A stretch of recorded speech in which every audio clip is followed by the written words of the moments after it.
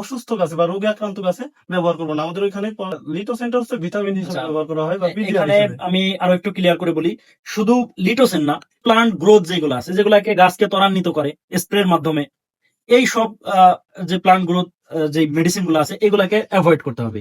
আসসালামু আলাইকুম রহমতুল্লাহ। আমার সাথে এই মুহূর্তে সেমকো কোম্পানির একজন প্রতিনিধি আছে, আহ, এবং ওনাদের কিছু প্রোডাক্ট আমাদের সামনে আছে। তো শুরুতেই আমরা তার পরিচয়টা তার মুখ থেকে জেনে নিব। তো আহ, ভাই, আপনার পরিচয়টা একটু দেন। আসসালামু আলাইকুম, আমি আব্দুল আহাদ, নাফকো গ্রুপের একটি প্রতিষ্ঠান সেমকো কোম্পানিতে কর্মরত আছি অ্যাসিস্ট্যান্ট ফিল্ড অফিসার হিসাবে। আহ, ভাই বলেন।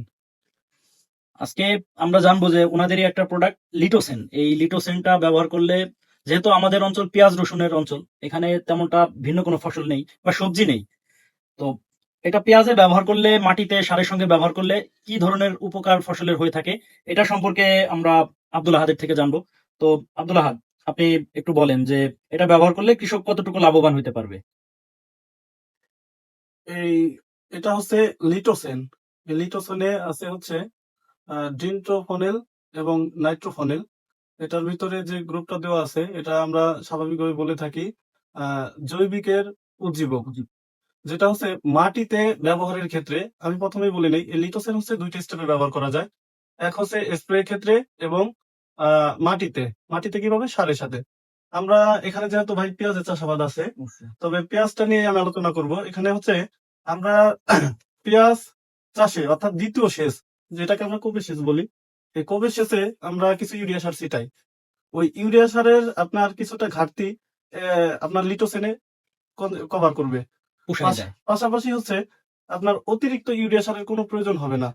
আপনি অল্প পরিমাণে ইউরিয়া সার দেন আর অন্যান্য খাবার আলাদাভাবে বিভক্ত করেন। আচ্ছা, এখানে আমি একটু থামাই আব্দুল আহাদ আপনাকে, যে অল্প পরিমাণের কথা বলতেছেন, এখানে অডিয়েন্স প্রশ্ন করতে পারে যে তাহলে আমরা 26% জমিতে কি পরিমাণ ব্যবহার করব, এতটুকু যদি একটু ক্লিয়ার করেন। আমরা 26% যদি ধরতে যাই, মোটামুটি আমার থিওরিতে আপনার 13 থেকে 15 কেজি, অর্থাৎ 15 কেজি ইউরিয়া সার দিলে যথেষ্ট, যদি আপনি লিটোসেন ব্যবহার করেন। আচ্ছা, এখানে আরো একটা ব্যাপার থাকে যে লিটোসেন কতটুকু ব্যবহার করবে এই 15 কেজি সারে। এই 15 কেজি সারে আপনি মিনিমাম 33 শতকের হিসাব, হয়তো হ্যাঁ, 33 শতাংশে আপনি 200 মিলি দিতে পারবেন। 33%। জি, 200 মিলি, আপনার 200 মিলি লিটোসেনের সাথে যে আনুষঙ্গিক খাবার আমরা সালফার দিয়ে থাকি, 80% সালফার। বা আপনার আমাদের নাফকো গ্রুপের আরেকটা ম্যানসার আছে, আপনারা অনেকেই অবগত আছেন, ম্যানসার পাউডার। এই ম্যানসারটা ইউরিয়া প্লাস লিটোসেন, হ্যাঁ, এই তিনটা যখন অ্যাডজাস্ট করে বা মিশিয়ে সুন্দরভাবে আমরা কোপের সেচের আগে, অর্থাৎ সেচের পূর্বে ছিটিয়ে দেওয়ার। দ্বিতীয় শেষ যেটা। হ্যাঁ, দ্বিতীয় সেচ। সেচ দেওয়ার পরে আমরা ছিটাই দেবো। দেওয়ার পরে সেচ দেওয়ার পূর্বে আমরা ছিটাই দেবো। এতে কি হবে? শিকড়ের, ম্যানসারে হচ্ছে শিকড়ে যত ছত্রাক থাকে, অর্থাৎ আমরা যখন শিকড়ের ছত্রাক বলতে আমরা বুঝি, সাধারণভাবে উদাহরণ দিতে গেলে একটা লোহা আমরা মাটিতে ফেলাইলে যেমন মরিচিকা পড়ে, হ্যাঁ, প্রত্যেকটা শিকড়ে ওরকম মরিচিকা পড়ার মতো পড়ে, যেটা আমরা খাবার দিলে, আমরা অনেক পর্যাপ্ত খাবার দিচ্ছি কিন্তু এই খাবারটা শিকড়ে নিতে পারছে না, লক হয়ে যায়। এই লকটা হচ্ছে আপনার ম্যানসারে ছুটাই দেবে। প্লাস এই ইউরিয়া লিটোসেন, এই ইউরিয়া লিটোসেন এবং ম্যানসারের সমন্বয়ে ইউরিয়াতে লিটোসেনে হচ্ছে আপনার ওই সাদা শিকড় যেগুলো, এই সাদা শিকড়ের কোষটা খুলে দেয়। অর্থাৎ অতিরিক্ত সাদা শিকড় বেরোয় এবং সতেজ থাকে, যার কারণে আপনার অতিরিক্ত শিকড় বেরোবে। এই অতিরিক্ত শিকড় বেরোতে অটোমেটিকলি গাছের গ্রোথ বৃদ্ধি ভালো হবে। মানে হ্যাঁ, গাছ ত্বরান্বিত হবে। ত্বরান্বিত হবে। আচ্ছা, অর্থাৎ এখানে আমরা নিজেরা। আরো একটা ব্যাপার থাকে যে একটা জমিতে কিছু জায়গা দেখা যায় যে কিছু গাছ গোড়া পচা থাকে, শিকড় থাকে না, এই টাইমটাতে কি এই লিটোসিনটা ব্যবহার করা যাবে কিনা বা ইউরিয়া সার ব্যবহার করা যাবে কিনা। হ্যাঁ, হ্যাঁ, আপনি মাটির ক্ষেত্রে, মাটিতে ব্যবহারের ক্ষেত্রে এদিকে। আমরা দুইটা স্টেপ বললাম না? হ্যাঁ, ওই মাটিতে ব্যবহারের ক্ষেত্রে আপনি ইউরিয়া সারের সাথে লিটোসেন অর্থাৎ ছত্রাকনাশক হিসাবে যে ম্যানসারটা দিচ্ছি, যে আপনার সাইক্লোফিট রোগটা, সাইক্লোফিট বলতে ওই যেটা বললাম যে তুলে ধরা পচা রোগ বা শিকড়ের বদ্ধ লক থাকে, এটা ছিটাই দিলে দেখা যায় লকটা ছুটে যায়। আমরা যে খাবারটা দিচ্ছি মাটির ভিটামিন হিসাবে, সেটা ওরা ভক্ষণ করতে পারবে। এরপরেই হচ্ছে গাছের গ্রোথ বৃদ্ধিটা বেড়ে উঠবে। আর এই লিটোসেনের আরো একটা কার্যকারিতা হচ্ছে, এটা আমরা স্প্রেতেও দিতে পারি পেঁয়াজের ক্ষেত্রে। স্প্রেতেও দিতে পারি। স্প্রেতে দিলে কি হবে?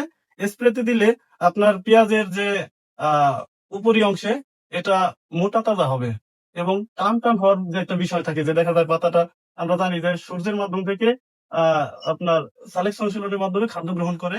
এটা হচ্ছে আপনার 11টা থেকে 3টা বা 3:30 পর্যন্ত এই খাদ্যটা গ্রহণ করে। এরপরে এই যে টাইমটা বললাম, এরপরে হচ্ছে আপনার এই লিটোসিন স্প্রে করতে হবে। মানে মানে রোদে, পড়ন্ত বিকালে। জি জি জি, পড়ন্ত আচ্ছা বিকালে বা গোধূলি বেলা আমরা বলি। আচ্ছা, এই এখানে গোধূলি, আমি একটু থামাই যে যদি কোনো গাছের আগা পোড়া থাকে, হ্যাঁ, তাহলে এটা ব্যবহার করা যাবে কি যাবে না এটা একটু ক্লিয়ার করবেন। না যেহেতু হচ্ছে আগাপোড়া বললেন, অর্থাৎ ফাঙ্গিসাইড, ফাঙ্গিসাইড। এই ফাঙ্গিসাইড বা পচন রোগ, এই পচন রোগটা হচ্ছে মূলত আপনার তখন গাছটা অসুস্থ।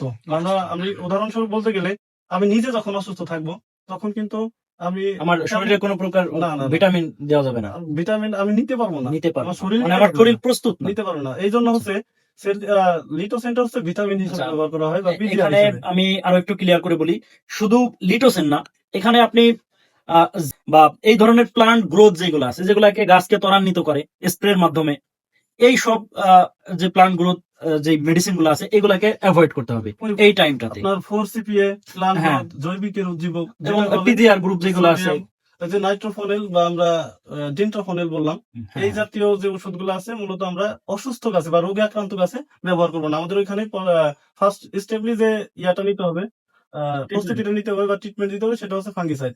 এই ফাঙ্গিসাইডটা বন্ধ করার পরে গাছ শুকনো থাকতে পারে বা চিকন থাকতে পারে, কিন্তু আপনার রোগমুক্ত থাকতে হবে। চিকন থাকলে আচ্ছা, এটা ব্যবহার করলে আপনার মোটা এবং এখানে আমি প্রাণবন্ত একটু হবে। আরো একটু ক্লিয়ার করে বলি। এখানে যে ব্যাপারটা আব্দুল আহাদ বোঝাইতে চাইছে এটা হচ্ছে যে যদি গাছ রোগাক্রান্ত থাকে, মানে পচন থাকতে পারে বা পোড়া থাকতে পারে, এই ধরনের সমস্যা থাকলে আগে ছত্রাকনাশক স্প্রে দিতে হবে। মানে ওইটার প্রতিষেধক যেটা আছে এটা প্রতিষেধক। স্প্রে করা মানে ব্যবহার করা। তার থেকে 2-3 দিন পরে যখন ওইটা নিয়ন্ত্রণে আসবে তখন এটা স্প্রে করতে পারবেন। এটা পিজিআর বলেন, এরপরে জিঙ্ক বলেন, এরপরে কিছু হিউমিক, তরল হিউমিক বের হয়েছে, চিলেটেড জিঙ্ক বা সিলেটেড জিঙ্ক, প্লেটেড মানে জিঙ্ক। এই জাতীয় গুলা তখন ব্যবহার করতে পারবেন। তো আজকে ভিডিও লং হয়ে যাচ্ছে, তো এতটুকুর মধ্যে আমরা যতটুকু আব্দুল আহাদ থেকে জানতে পারলাম, আশা করি আমাদের অনেকটা উপকার হবে ইনশাআল্লাহ। যেহেতু অনেকেই আছেন নবীন, যারা একেবারেই নতুন চাষাবাদে নতুন আসছেন, তাদের প্রথমত একটু বুঝতে কষ্ট হবে, কিন্তু আস্তে আস্তে আপনারা বুঝে যাবেন। তবে আমার ভিডিও যারা প্রতিনিয়ত দেখেন, আমার প্রত্যেকটা ভিডিওর ভিতর কম বেশি একটা মেসেজ থাকে। আপনি একটু যদি খেয়াল করেন দেখবেন যে আপনি কোনো না কোনো নলেজ ওইখানে আপনার আপনি পেয়ে যাবেন বা হয়ে যাবে ইনশাআল্লাহ। তো আব্দুল হাদ, আপনাকে অনেক অনেক ধন্যবাদ। এটা সম্পর্কে আপনি আর কোনো বার্তা দিতে চান? হ্যাঁ, আরো আমার একটা মেসেজ আছে, সেটা হচ্ছে কি, আপনার আহ লতা জাতীয় গাছ, হ্যাঁ, যেমন ধরেন লাউ, শশা, মানে মিষ্টি কুমড়া কুমড়া, জাতীয় ফসল হ্যাঁ, ধরেন, এগুলো লতা জাতীয় লতা গাছ হয়। জাতীয় লাউ, শশা, মিষ্টি কুমড়া, ধুন্দুল বা করলা, যাই বলেন, এগুলাতে হরমোন হিসাবে কাজ করবে।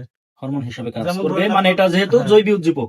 আপনার ওই ফুল ফল বেশি আসার ক্ষেত্রে কাজ করবে, প্লাস হুম, হচ্ছে ডগা পোশাখা মোটা তাজা করবে। এটা হচ্ছে আপনার দ্বিতীয় মেসেজ। এটা হচ্ছে ওইখানে আপনার ওই মোটা তাজার জন্য ব্যাপক কাজ লাগবে এবং সবজি ফুল খেতে। ফল বেশি আসবে, হরমোন হিসাবে কাজ করবে। আচ্ছা, এবং এখানে আরো একটা কথা বলি, যদি আবহাওয়া নিয়ন্ত্রণের বাইরে থাকে, মানে বৈরী আবহাওয়া থাকে, হ্যাঁ হ্যাঁ, এই বৈরী আবহাওয়াতে কিন্তু এটা স্প্রে করা যাবে না, না কোনোভাবেই যাবে না। অবশ্যই না, অবশ্যই না। হ্যাঁ, তো যেহেতু ওই সময় সিলেকশন থাকে না, যার কারণে এই টাইমটাতে প্লান্ট গ্রোথ দিলে পাতা আরো পচনশীল হয়ে পড়বে, এজন্য ওই টাইমটাতে আমরা এটা অ্যাভয়েড করব। এখানে আগাছানাশকটাও যোগ করা যায়, যে না দেওয়াটাই উচিত। হ্যাঁ, আগাছানাশক আমার ভিডিওতে এটা বলা আছে। তো আজকের ভিডিও এই পর্যন্তই। সকলে ভালো থাকবেন, সুস্থ থাকবেন। আল্লাহ হাফেজ। তবে একটা ব্যাপার, যদি ভিডিও ভালো লাগে তাহলে ছড়িয়ে দিবেন, বাকি ভালো না লাগলে অ্যাভয়েড করবেন। এবং আপনার মন্তব্য জানানোর আরো অপশন আছে, আপনি কমেন্ট বক্সে মন্তব্য জানাইতে পারেন।